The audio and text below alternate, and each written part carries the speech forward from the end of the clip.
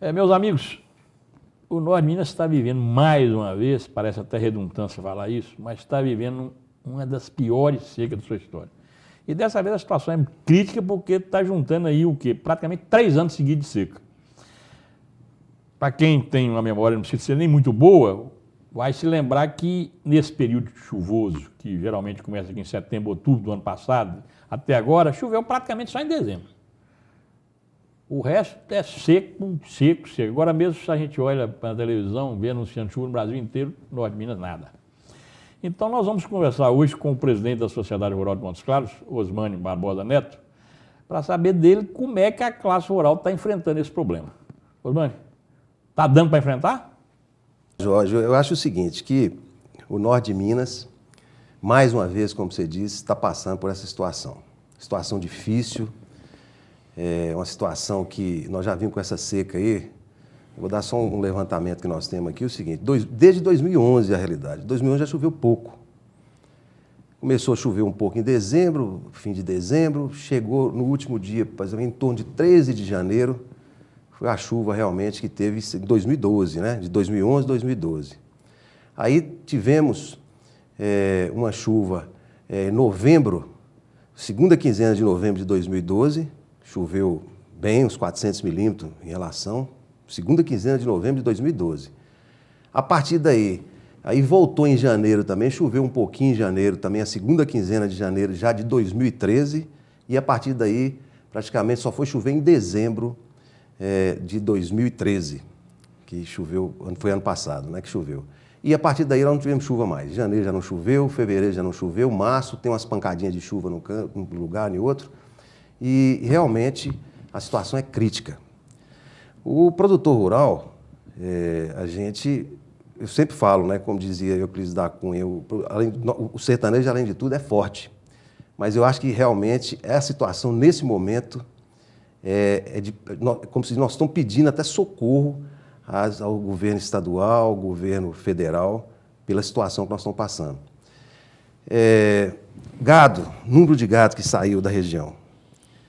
De acordo com dados do IMA, entre 2012 e 2013, passou mais de 700 mil cabeças dentro do rebanho do norte de Minas. Devíamos estar aí em torno de 2 milhões e 800 cabeças no norte de Minas, hoje nós estamos aí em torno de 2 milhões e pouco. Isso, o reflexo disso é terrível, porque a gente precisa, principalmente a pecuária de corte, que é o carro-chefe da região nossa, precisa dessa reposição, e a maior parte foi de macho que saiu. E vai ficar difícil essa reposição.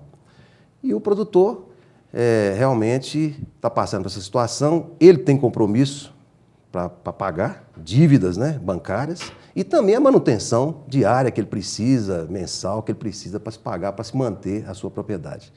Portanto, é um momento difícil. Mas nós somos fortes, nós estamos juntos, unidos, e a sociedade rural, juntamente com o sindicato, estão lutando. Mas o que pode ser feito num momento desse? Eu acho que a melhor... Porque chover... Já não vai mais. Não, né? Se chover, não vai recuperar mais nada, né? Nós estamos tentando retornar. É uma medida... Por exemplo, vamos ser práticos e conversar o que pode ser feito. Quem mexe com leite, por exemplo, não conseguiu fazer silo. Porque muito pouca gente conseguiu colher sorgo e milho para fazer silo. A saída da irrigação. Então, como é que vai ter comida para o gado? O gado de leite. Saída da irrigação. E nós temos muito produtor que vive do leite. Vive do leite, boa parte do leite. O norte de Minas hoje, realmente, o leite puxa bastante a pecuária.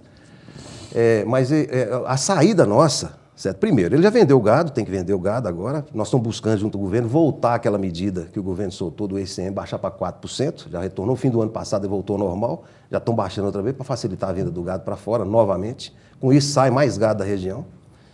E o leite é o seguinte, o que nós vamos ter que partir? Partir para irrigação, não tem outra maneira para irrigação. Mas se não está tendo água, como é que irriga? Pois mas tem posto tubular, alguma coisa, tem que trabalhar com isso aí. Partir para posto tubular. A posto tubular para irrigação tem que ser posto de alta vazão. Pois mas tem que buscar. O norte de Minas existe estrutura para isso, em alguns locais. Agora, o que realmente... Mas quem vai perfurar esse poço? Aí tem que buscar as empresas, vai ter que buscar financiamento, nós vamos ter que procurar uma maneira Porque o produtor está numa situação quase de pré-falência. Um poço hoje não fica barato, principalmente um poço de alta vazão. Realmente. Mas aí é o seguinte, é aí que nós temos que buscar, a sociedade rural, o sindicato, nós estamos buscando junto ao governo, federal, estadual também, para nos ajudar nessa situação, principalmente nessa abertura de poço agora. Nós estamos trabalhando para isso. E a questão, outra questão também complicada também do produtor, é porque ele, no caso da alimentação, o armazenamento de comida praticamente acabou no norte de Minas. Por exemplo, acabou. Não todo mundo viu essa semana aí passada na televisão mostrando, chegou um milhinho aí do governo federal. A fila está adobando esquina e não dá para quem quer. É a estrutura mal feita. E mesmo assim o preço alto. Mas isso a estrutura deles é desorganização. Isso aqui foi desorganizado. Porque o milho já tinha tempo que estava aí. Por que não começou a distribuir rápido? Resolveu distribuir de uma hora para outra.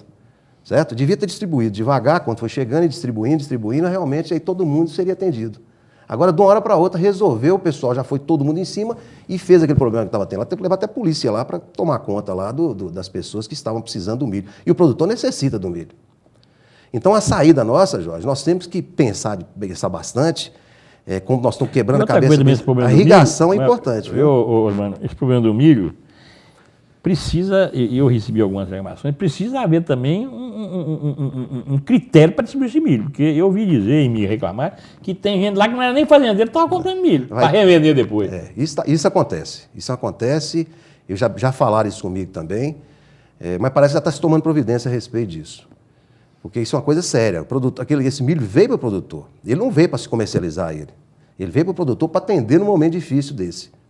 Outra coisa que nós conseguimos junto com isso também, porque o milho só era aqui em Montes Claros. Você vê, está sendo em Montes Claros só esse problema. Foi dividido para outros lugares. Por exemplo, Januária tem, Janaúba já está recebendo. Você entendeu? Então lá está se distribuindo também. Eu não sei como é que foi a distribuição agora, desse momento agora, mas na última vez que estava o milho aí, foi todo distribuído para o norte de Minas inteiro. Não ficou só num lugar igual estava aqui em Montes Claros. O tumulto era muito maior.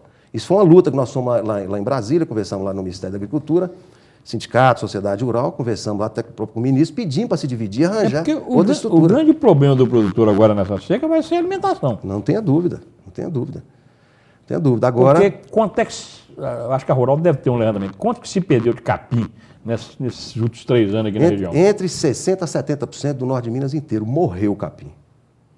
Morreu o capim. Entre 60% a 70%. Isso é dados da própria Emater, certo? E também porque a gente conhece, vai vendo as propriedades, vai conhecendo as coisas. Então, se morreu 60%, 70%, tem que diminuir o gado em 60% a 70% do rebanho. Mas o que eu estou te falando, esse resto de ano de 2014, praticamente deve sair em torno de mais de 800 mil cabeças.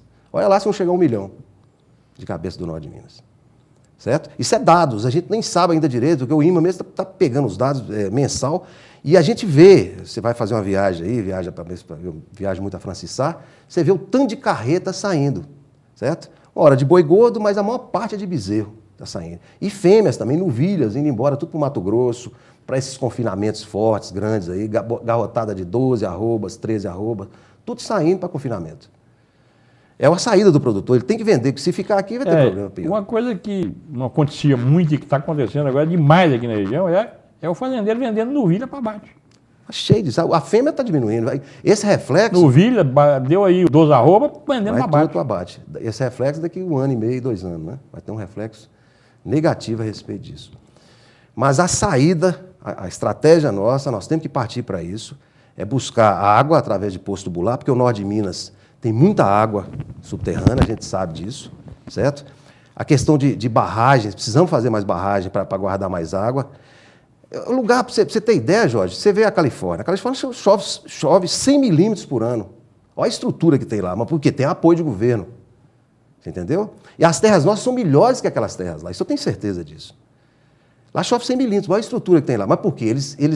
A água deles, certo? Através de poço tubular, tem aquelas fendas que existem, as fendas, nas pedras que tem a água, eles aumentam melhor aquilo ali, porque qualquer chuva que dá, a água toda cai lá dentro e é armazenada. Mas eu entrevistei há poucos dias aqui o Dimas, Valdemar Rodrigues, da Codevasf. Ele disse que a Codevasf está trabalhando muito nessa área de barraginhas. Está se fazendo. O governo federal tem ajudado nessa parte, está se fazendo bastante. Mas precisa de mais. Precisa de mais coisa. E outra coisa, é coisa mais objetiva. Mas eu acho que para irrigação, barraginha não resolve não. Eu sei. Porque a irrigação consome muita água, pô. Mas ajuda. Não tem dúvida não que ajuda. Mas nós precisamos de uma reestruturação. E o que tem que ser? Primeira coisa que tem que se fazer, acertar essas dívidas atuais. O governo precisa, ninguém quer perdão de dívida, o produtor, nós estamos brigando com isso com os bancos, já visitamos bancos, estamos trabalhando em Brasília direto com o Congresso para ver isso aí. O que nós precisamos? Condição para pagar essas dívidas atuais. Prazo e juros. Osmani, eu vou querer saber de você como é que vai fazer essa recomposição.